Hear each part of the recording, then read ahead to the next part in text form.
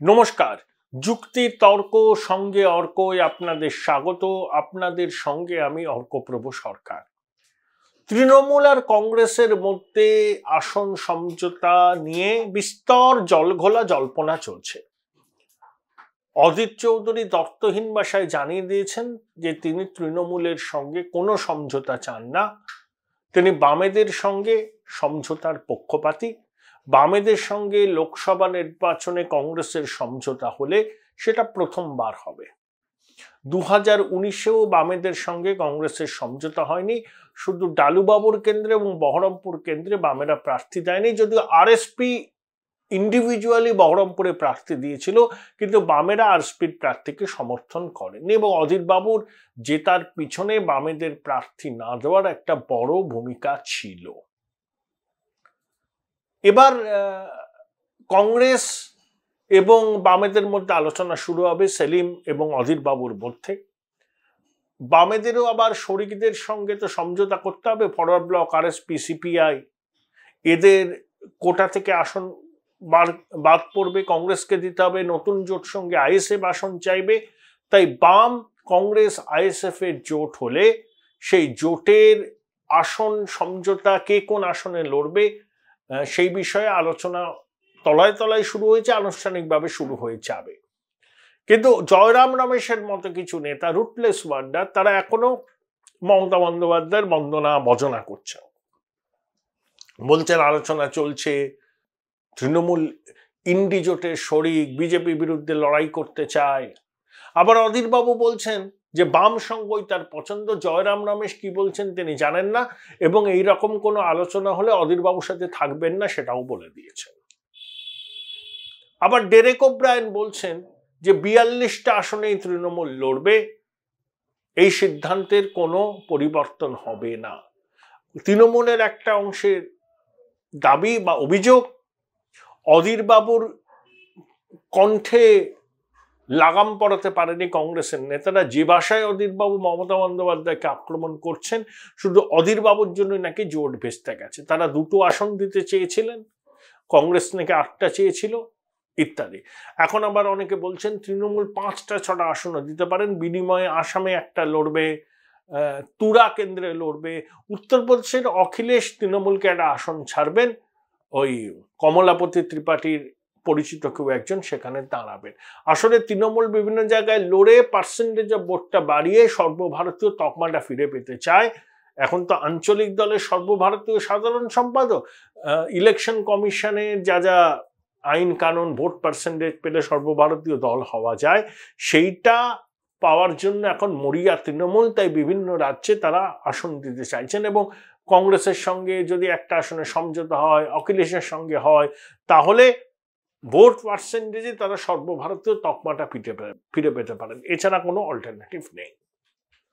কিন্তু তৃণমূলের একটা অংশ, যেমন ববি হাকিমের মতো লোকজন চাইছিলেন যে কংগ্রেসকে 5টা 6টা আসন ছেড়ে দেওয়া হোক। তাহলে মুসলমান সমাজের কাছে সদর্থক বার্তা যাবে যে কংগ্রেস আছে, দেখো, তাহলে মমতার তৃণমূল বিরোধিতা খাঁটি, এই বিজেপি বিরোধিতা খাঁটি। এখন মমতা যতই আস্ফালন করুন, বিজেপিকে যা খুশি বলুন না কেন, তার বিজেপি বিরোধিতা নিয়ে সংখ্যালঘুদের মনে প্রশ্ন উঠে গেছে। যে অনেকে বলছেন ওগুলো মেকি, লোক দেখানো। আসলে বিজেপির কাছে আত্মসমর্পণ করেছে তৃণমূল। বিভিন্ন কেলেঙ্কারিতে তারা নিমজ্জিত, অভিযুক্তদের বিরুদ্ধে কেন্দ্রীয় এজেন্সি যাতে ব্যবস্থা না নেয় সেই জন্যই তারা বিজেপির কাছে আত্মসমর্পণ করেছে। সেই জন্যই কংগ্রেসের সঙ্গে তাদের জোট হচ্ছে না। আবার একটা অংশের বক্তব্য যে ইলেকটোরাল স্বার্থে কংগ্রেসের সঙ্গে জোট করা তৃণমূলের আশু কর্তব্য। আবার অন্য অংশ মনে করছেন যে কংগ্রেসের সঙ্গে জোট হলেই কেন্দ্রীয় এজেন্সির তৎপরতা বাড়বে, তাতে তৃণমূলের বিড়ম্বনা বাড়বে। ববি হাকিমের মতো লোকজন কংগ্রেসকে 6-7টা আসন দেওয়ার পক্ষপাতী। আবার যারা দুর্নীতির কাঁটায় বিদ্ধ, তারা চান না কংগ্রেসের সঙ্গে কোনো রকম সমঝোতা করতে। তাদের যদি নির্বাচনী বিপর্যয় হয় তো হোক, কিন্তু জেল যাত্রা অনেকের ঠেকানো যাবে বলে তাদের ধারণা। কিন্তু আমার মনে হয় যে কংগ্রেসের সঙ্গে আসন সমঝোতা করলে এজেন্সির তৎপরতা বাড়বে, এরকম ভাবার কোনো কারণ নেই। এজেন্সির মতো তদন্ত করবেন এবং প্রতিটি অপরাধী বা দুর্নীতিগ্রস্তকে জেলে যেতেই হবে। সেটা সময় লাগতে পারে, অধিকাংশ তদন্ত আদালতের নির্দেশে হচ্ছে। তাই এজেন্সি যেরকম যেরকম পদক্ষেপ নেবেন আদালত এন্ডোর্স করবে, সেই অনুযায়ী তারা তাদের কাজ করার যা করবেন। অপরাধ করে থাকলে, দুর্নীতি করে থাকলে আজকে হয়তো বুক ফুলিয়ে ঘুরছেন, কিন্তু আলটিমেটলি তদন্তের আওতায় বাইরে থাকতে পারবেন না। সেটা আজ হোক, কাল হোক, 1 মাস পরে হোক, 6 মাস পরে হোক। তাই তৃণমূলের মধ্যে এই দুটো মতভেদ স্পষ্ট আছে। একদলের বলছেন না, কংগ্রেসের সঙ্গে গেলে সম্মান বাঁচবে, 16-17টা আসন পাওয়া যাবে, আর একদল বলছেন না না, কংগ্রেসের সঙ্গে নয়, যা হোক নির্বাচনে ভরাডুবি হোক, কিন্তু জেল যাত্রা তো আটকানো যাবে অনেকের। এই যে শাঁকের করতের মতো।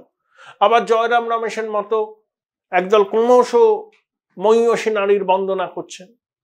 আসলে জয়রাম রমেশ ট্রুথলেস ওয়ান্ডার। আসলে ওই অ্যালায়েন্স ভাঙার দায় কংগ্রেসও নিতে চাইছে না নিজের ঘাড়ে, আর তৃণমূল তো আবার অধীরবাবুর ঘাড়ে চাপিয়ে দিয়েছে। এই হচ্ছে ইন্ডিজোটের অবস্থা। সাথে কেউ বলেন যে ইন্ডিজোটের পিন্ডি চটকে গেছে, তবে মোস্ট লাইকলি কংগ্রেস লেফট আইএসএফের অ্যালায়েন্স হবে, শরিকে টানাপোড়েন হবে বামেদের মধ্যে, সেটা তারা শর্ট আউট করবেন এবং তৃণমূল একলাই লড়বে। কংগ্রেসের হাইকমান্ডের এই দোদুল্যমানতা রাজ্য কংগ্রেসের অভ্যন্তরে টানাপোড়েন তৈরি করেছে। এই নিয়ে কথা বলেছিলাম কলকাতা হাইকোর্টের আইনজীবী কৌস্তব বাগচির সঙ্গে। এই আবার বাতাসে জোটের গন্ধ। জয়রাম রমেশ বলছে আলোচনা চলছে, অধীর বাবু বলছেন যে বামেদের সঙ্গেই জোট করতে আমরা অনেক বেশি স্বচ্ছন্দ বোধ করি। কি হচ্ছে এটা? যেটা হচ্ছে যে একটা দল যদি তার নিজেদের কর্মী সমর্থকদের সেন্টিমেন্টের দাম না দেয়, সেই দলের প্রতি কর্মী সমর্থকদের ভাব আবেগ থাকবে, এটাও যেন দল আস্তে আস্তে এই চিন্তা ভাবনাগুলো মাথা থেকে সরিয়ে ফেলে। কারণ পশ্চিমবঙ্গের এত অত্যাচারের পরেও তৃণমূল কংগ্রেসকে যদি এখন এই আমাদের কেন্দ্রীয় নেতৃত্ব এভাবে তোল্লাই দিতে থাকে, বাংলার কংগ্রেস কর্মীরাও তাদের সিদ্ধান্ত যথাসময়ে তারা সিদ্ধান্ত নেবে। কারণ এটা আর কিছু না হোক, কংগ্রেস কর্মীদের অপমান করা ছাড়া আর কিছুই নেই। মানে এরপরে যারা প্রকৃতভাবে রাজ্যে তৃণমূলের বিরুদ্ধে লড়াই করতে চায় তাদের কাছে কংগ্রেস আর প্ল্যাটফর্ম হিসাবে প্রাসঙ্গিক থাকবে না, তাই কি? একদমই না। কংগ্রেস হিসাবে কংগ্রেসের তৃণমূল বিরোধিতার উপরে একটা মারাত্মক প্রশ্নচিহ্ন উঠে গেল। এরপরে জোট হোক চাই না হোক, কংগ্রেসের যারা সাধারণ কর্মী সমর্থকরা তারাই বিশ্বাস করবে না, তারা দলের জন্য আর তারা কেন মার খেতে যাবে।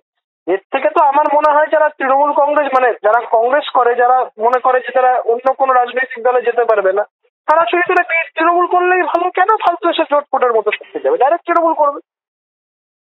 তোমার রাজনৈতিক পদক্ষেপ কি হতে পারে? তুমি কি আগামী দিনে বিজেপির সঙ্গে যুক্ত হবে? আমি এখনই কিছু বলছি না, তবে আমার রাজনৈতিক পদক্ষেপ আর যাই হোক, আমি এই ধরনের কোনো ডুবিয়াস স্ট্যান্ডের মধ্যে আমি থাকবো না। আমি এই ধরনের কোনো মানে যদি দল এই ধরনের নেতৃত্ব মানে এই ধরনের আইডিওলজি নিয়ে চলতে চায় বা এই ধরনের চিন্তা ভাবনা বা এই ধরনের পলিসি নিয়ে চলতে চায় যে এখানে আমরা তৃণমূলের দ্বারা এত অত্যাচারিত হব আর ওখানে তৃণমূল কংগ্রেসের সাথে দলের এত ভাব ভালোবাসা থাকবে, তো সেই দলের প্রতি ভাব ভালোবাসা অন্তত আমার এতদিনে যা যা ছিল সেটা আস্তে আস্তে অনেকটাই বিলীন হয়ে গেছে। আগামী দিন কি করবো সেটা সবাই দেখতে পাবে। তোমার একটা পারিবারিক অনুষ্ঠানে বিরোধী দলনেতা শুভেন্দু অধিকারী, মাননীয় বিচারক অভিজিৎ গাঙ্গুলি সহ আরো অনেকে এসেছিলেন। সেখান থেকে একটা সম্ভাবনার কথা শোনা যাচ্ছে যে কৌস্তব বিজেপিতে জয়েন করবে, প্রার্থীও হতে পারে। দেখুন, আমি এখনো অব্দি কোথাও যাব কি যাব না বা আমার কোনো কিছু পাওয়ার জন্য এরকম বিষয়টা নয়। আমি তো কংগ্রেস এতদিন ধরে করেছি, কিন্তু এখনো অব্দি আমি দলের যদি হাজারো বিরোধিতাও করি, দলের কোনো নেতা বলতে পারবে না যে আমি আজ অব্দি আমার জন্য এটা পেয়েছি বা ওটা চেয়েছি। রাজনীতি করার ক্ষেত্রে আমি চিরকাল চিন্তা করে এসেছি যে আমি কি দেব, তো সেই দেওয়ার চিন্তা ভাবনাটা থেকেই রাজনীতি করে এসেছি। আর আগামী দিনে আমি কোন দল করব বা কি করব বা কিভাবে রাজনীতিতে থাকবো সেটা সময় আসবে, দেখতে পাবেন অর্কদা। Thank you, Koustav. Join Indian Institute of Hotel Management now. Right choice, right decision.